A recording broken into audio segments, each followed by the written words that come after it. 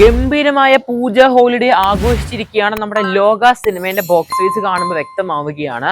എന്തായാലും ഒരു കളക്ഷൻ റിപ്പോർട്ടിലോട്ട് തന്നെ പോകാം. നമുക്ക് ലോക സിനിമേന്റെ കഴിഞ്ഞ 36 ദിവസത്തെ വേൾഡ് വൈഡ് അതിനു മുമ്പ് ഇല്ലാതെയായിട്ട് കാണുന്നവരാണെങ്കിൽ സബ്സ്ക്രൈബ് ചെയ്യുക സ്റ്റോക്സ് യൂട്യൂബ് ചാനൽ. ലോക സിനിമയ്ക്ക് വീണ്ടും ഒരു കിടിലൻ റെക്കോർഡ് ലഭിച്ചിരിക്കുകയാണ്. നമ്മുടെ കേരള ബോക്സ് ഓഫീസിൽ മലയാളത്തിൽ ആദ്യമായിട്ടാണ് ഒരു മലയാള സിനിമ 50,000 ഷോസ് കംപ്ലീറ്റ് ആവുന്നത്.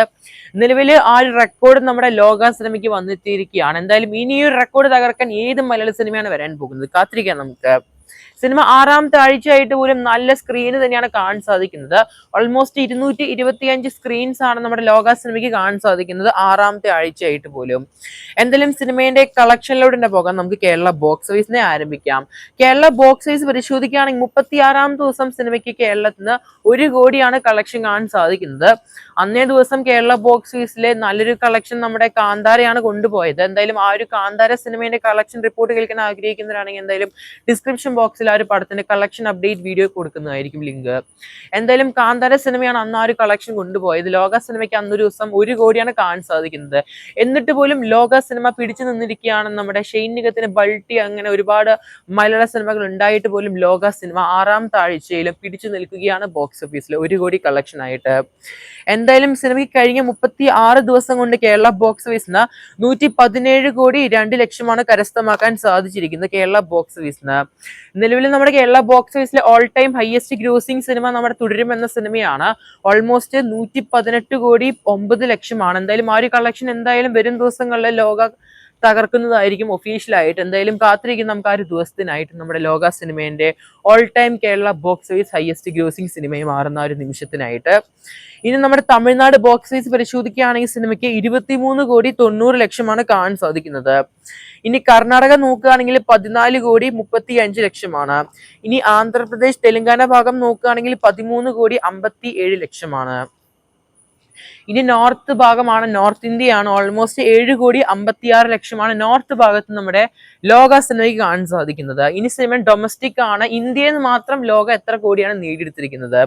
ഓൾമോസ്റ്റ് 176 കോടി 40 ലക്ഷമാണ് ലോക സിനിമയുടെ ഇന്ത്യൻ ബോക്സ് ഓഫീസ് പരിശോധിക്കുമ്പോൾ കാണാൻ സാധിക്കും. ഇന്ത്യയിൽ നിന്ന് മാത്രമായിട്ട് അപ്രോക്സ് ആയിട്ട് 176 കോടിനടുത്താണ് നമ്മുടെ ലോക സിനിമ കരസ്ഥമാക്കിയിരിക്കുന്നത്.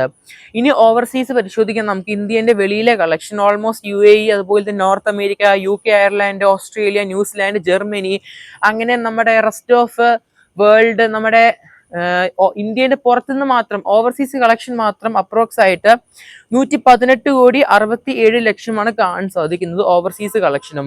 അങ്ങനെ നിലവിൽ 36 ദിവസം കൊണ്ട് നമ്മുടെ കേരള ബോക്സ് ഓഫീസിനും അതുപോലെ തന്നെ വേൾഡ് വൈഡ് ബോക്സ് ഓഫീസിനും നമ്മുടെ ഇന്ത്യൻ ബോക്സ് ഓഫീസിനും ലോക സിനിമ നേടിയെടുത്തിരിക്കുന്നത് അത് ഓവർസീസ് ആണ് പറയാൻ പോയത് വീണ്ടും 295 കോടി 7 ലക്ഷമാണ്. ഇനി വെറും 5 കോടിയും കൂടി മതി നമ്മുടെ ലോക സിനിമയ്ക്ക് ഓൾ ടൈം ഹയസ്റ്റ് ഗ്രോസിംഗ് മലയാള സിനിമയിലോട്ട്, അല്ലെങ്കിൽ ഒരു 300 കോടി എന്ന് പറഞ്ഞ സ്വപ്നത്തിലോട്ട് ലോക സിനിമയ്ക്ക് എൻട്രി ചെയ്യാനായിട്ട്. എന്തായാലും ഒരു 300 കോടി പോസ്റ്ററിനായിട്ട് കാത്തിരിക്കുന്ന ചെയ്യുകയായിരിക്കും നമ്മുടെ ലോക സിനിമയുടെ ടീം ഒഫീഷ്യലായിട്ട്, അല്ലെങ്കിൽ നമ്മുടെ ദുൽഖർ സൽമാൻ പ്രൊഡക്ഷൻ കമ്പനി ആഘോഷിക്കാനായിട്ട് മലയാളത്തിലെ ആദ്യ 300 കോടി സിനിമ.